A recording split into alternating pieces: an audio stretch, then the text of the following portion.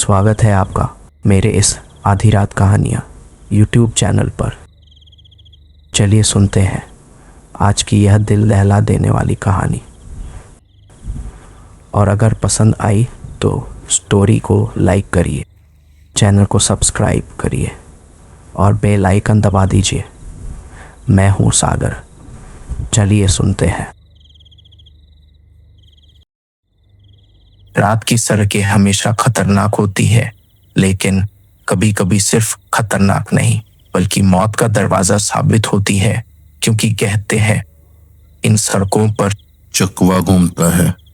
एक ऐसा प्रेत जो तब तक तुम्हारा पीछा करता है जब तक तुम पीछे मुड़कर देख न लो, और अगर देख लिया तो फिर जिंदगी और मौत के बीच की लकीर हमेशा के लिए मिट जाती है।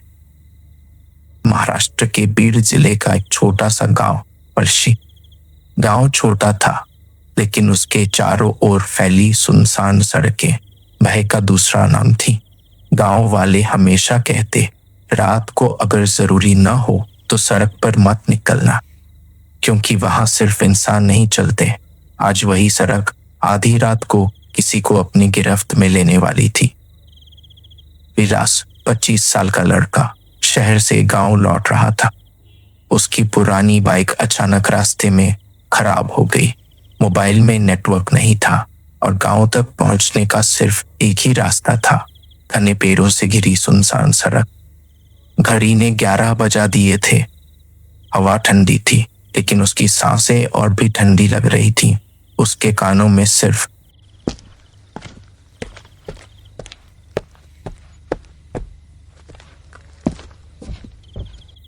उसके अपने कदमों की आवाज गूंज रही थी, लेकिन उसे बार बार लग रहा था कि कोई उसके पीछे चल रहा है।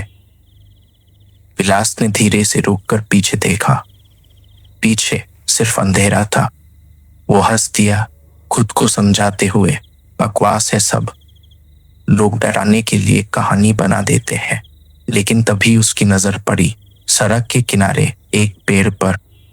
एक उल्टा लटका साया, काले कपड़े जैसा शरीर, लाल चमकती आंखें और धीरे धीरे झूलती हुई आकृति विलास के शरीर में सिहरन दौड़ गई।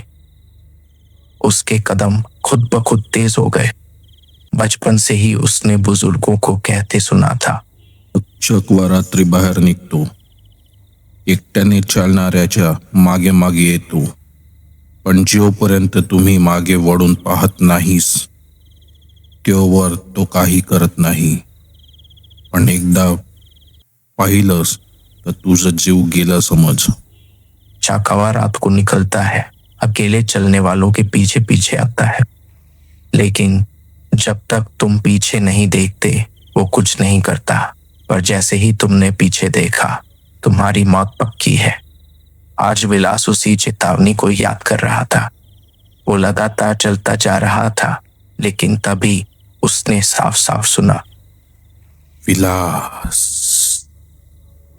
आवाज उसके कानों में गूंजी। वो हड़बड़ा गया। उसने खुद से कहा, नहीं, मैं पीछे नहीं देखूंगा। उसके कदम और तेज हो गए, लेकिन अचानक सड़क के बीच में एक बच्चा खड़ा था, सफेद कपड़े पहने हुए। वो बच्चा हल्की मुस्कान के साथ उसकी तरफ देख रहा था। विलास ने घबराकर रोकने की कोशिश की। उसका दिल कह रहा था, ये इंसान नहीं है। और तभी वो बच्चा धीरे धीरे झुक गया, चारों हाथ पैरों पर खड़ा हुआ और फिर जानवर की तरह रेंगते हुए दौड़ने लगा। विलास के पैरों तले जमीन खिसक गई।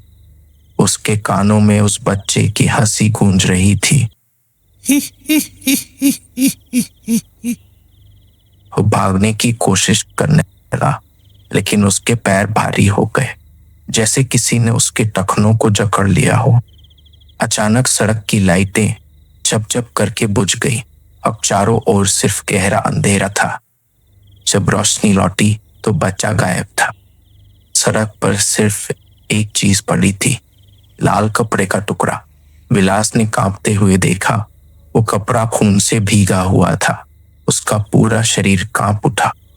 उसके दिमाग में सिर्फ एक ही ख्याल गूंज रहा था, ये सपना नहीं है, यह हकीकत है। वो भागने लगा, लेकिन हर कदम पर उसे महसूस हो रहा था।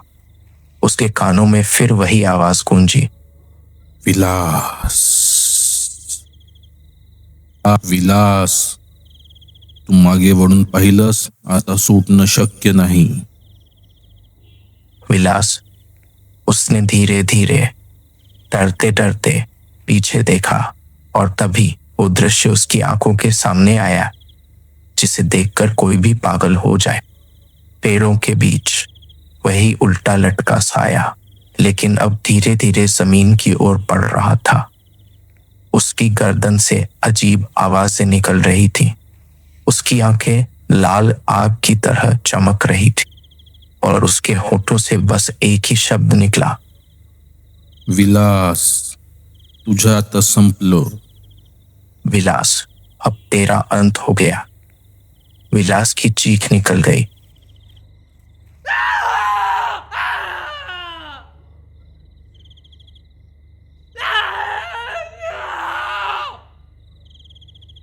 और अंधेरा सब कुछ निकल गया। दोस्तों, ये तो सिर्फ शुरुआत थी इस गांव की अंधेरों भरी कहानी का पहला पर्दा। अभी तो आपने सिर्फ चकवा के कदमों की आहट सुनी है, अभी असली राज खुलना बाकी है। लेकिन क्या आप तैयार हैं उस सच के लिए जो सुनकर आपका खून जम जाएगा? अगला हिस्सा और भी ज्यादा खौफनाक और भी ज्यादा हैरान कर देने वाला होगा। इस कहानी का असली अंधेरा अभी बाकी है।